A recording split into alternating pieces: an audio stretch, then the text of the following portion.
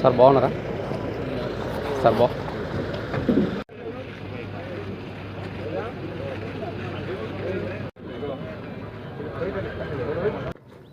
కార్యక్రమాలలో ఒక కార్యక్రమం ఇది చాలా చోట్ల చేస్తూ ఉంటాము.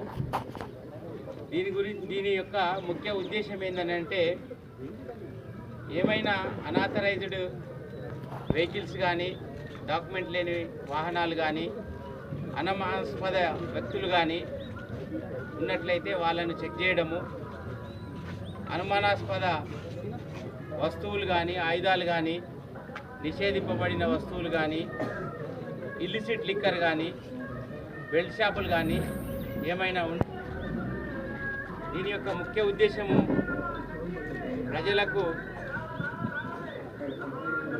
పనిచేయమైన వ్యక్తులు కానీ పార్లమెంట్ ఎలక్షన్లలో ప్రజలు నిర్భయంగా మరియు ప్రశాంతమైన వాతావరణంలో ఓటు హక్కును కల్పించుకునే క్రమంలో పోలీసు వారి యొక్క పట్టణంలో అంబేద్కర్ నగర్, గచ్చిబాయి, హనుమాన్ నగర్ ఈ ఏరియాలో జరిగింది.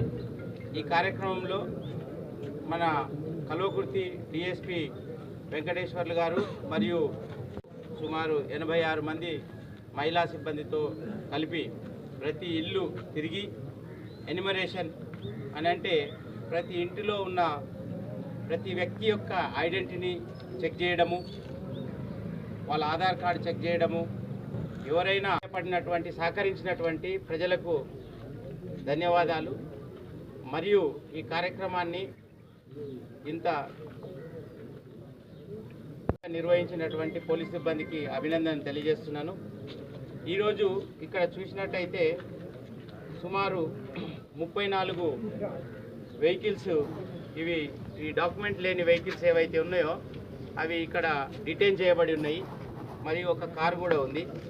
ఒక బెల్ట్ షాపు రైడ్ చేసి 18 బీర్లు బెల్ట్ షాప్ ఈ ఇల్లీగల్గా ఎవరైతే లిక్కర్ పెట్టినరో వాళ్ళ మీద చట్టపరంగా చర్య తీసుకోబడుతుంది.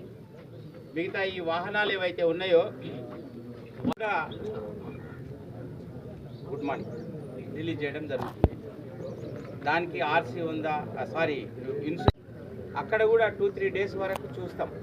చూసినాక అప్పటికి కూడా వాళ్ళ ఓనర్షిప్ను వాళ్ళు ప్రూవ్ చేసుకోలేదా దొంగలింప. మీడియాకు కూడా ధన్యవాదాలు తెలుపు.